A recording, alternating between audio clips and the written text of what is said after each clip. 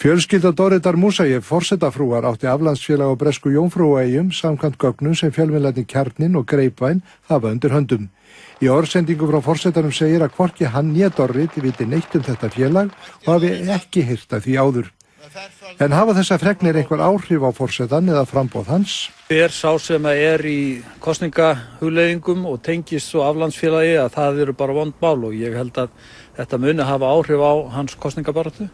Við töluðum það ágúst daginn að við líktum þessari aflandsfélaga umræðu við svona pólitíska riðuveiki og ég held að það sé alltaf slæmt hjá Bessastaðabóndanum líka að það komi upp riðuveiki þar, jafnvel þó hún sé óstaðfest.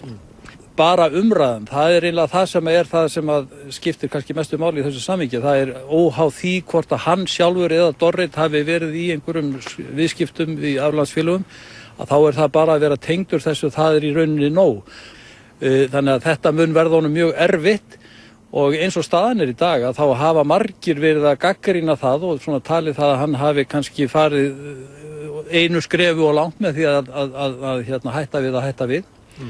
Og ýmsir sem á hliðarlínunni og hugsa sér til heims og jafnvel að koma inn og ég gæti vel trúað að þetta yrði til þess að menn eins og til dæmis Guðni TH ákveddu á endanum að taka slaginn frekar heldur en að hörfa.